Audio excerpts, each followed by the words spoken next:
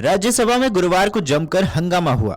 दरअसल कांग्रेस ने लोकसभा में भाजपा सांसद अनुराग ठाकुर की ओर से राज्यसभा में विपक्ष के नेता और कांग्रेस अध्यक्ष मल्लिकार्जुन खड़गे पर लगाए गए गंभीर आरोपों को निराधार बताया और सदन के नेता से स्पष्टीकरण की मांग कर डाली।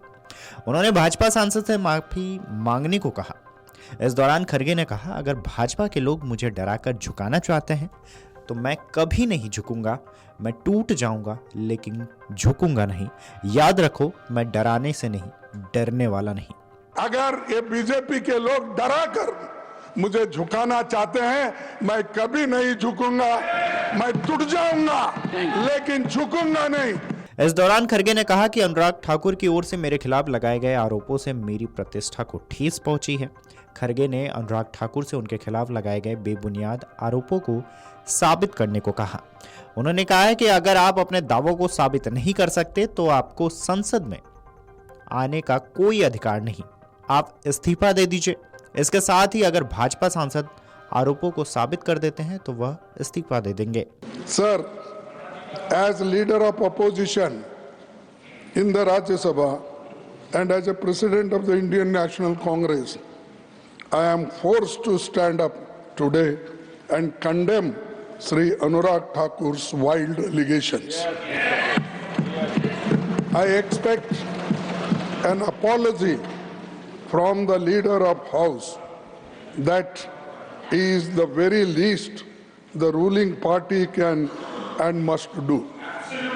If Sri Thakur cannot prove his allegation, he has no right be in parliament. He should resign.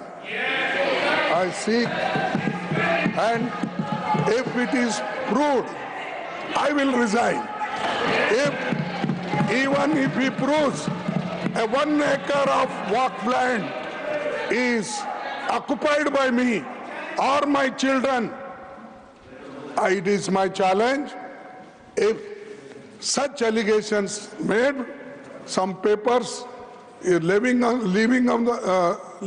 the table and damaging us. खड़गे ने कहा है कि कल अनुराग ठाकुर ने लोकसभा में मुझ पर पूरी तरह से झूठे और निराधार आरोप लगाए। जब मेरे सहयोगियों ने उन्हें चेतावनी दी तो उन्हें अपनी अपमानजनक टिप्पणी वापस लेने के लिए मजबूर होना पड़ा, लेकिन तब तक नुकसान तो हो चुका था। उन्होंने यह भी कहा कि मैं आज खड़े होकर अनुराग ठाकुर से बेबुनियाद आरोपों की निंदा करने के लिए बाध्य हूं। मैं सदन के नेता से माफी की मांग करता हूं। यह काम को कम से कम सत्तारूढ़ पार्टी की ओर से किया जा सकता है, उसे इतना तो करना ही चाहिए। I expect an apology from the leader of House. That is the very least the ruling party can and must do. If Sri Thakur cannot prove his allegation, he has no right be in parliament. He should resign. बहरहाल आपको बता दें कि अनुराग ठाकुर ने क्या कहा था। तो इससे पहले भाजपा सांसद अनुराग ठाकुर ने बुधवार को लोकसभा में वक्फ विधेयक के विरोध को लेकर कांग्रेस पर तीखा हमला बोला। उन्होंने कहा था कि विधेयक कांग्रेस की तुष्टीकरण की राजनीति के ताबूत में आखिरी कील साबित होगा। उन्होंने कांग्रेस और अन्य विपक्षी दलों पर मुस्लिम समुदाय के कल्याण के लिए बनी वक्फ संपत्तियों का दुरुपयोग करने का आरोप लगाया। उन्होंने दलों पर अपना राजनीतिक साम्राज्य बनाने इनके दोहन का आरोप लगाया।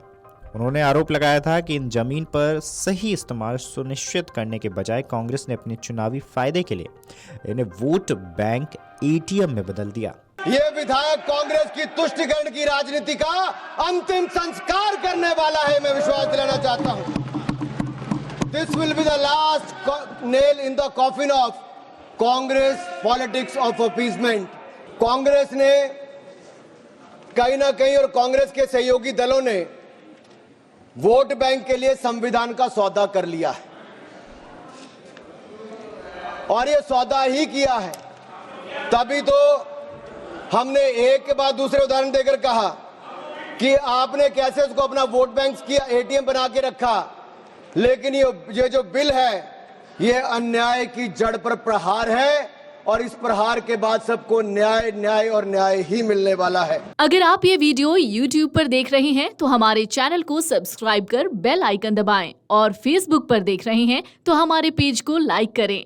8 मिलियन प्लस सब्सक्राइबर, आपके इस भरोसे के लिए बहुत धन्यवाद।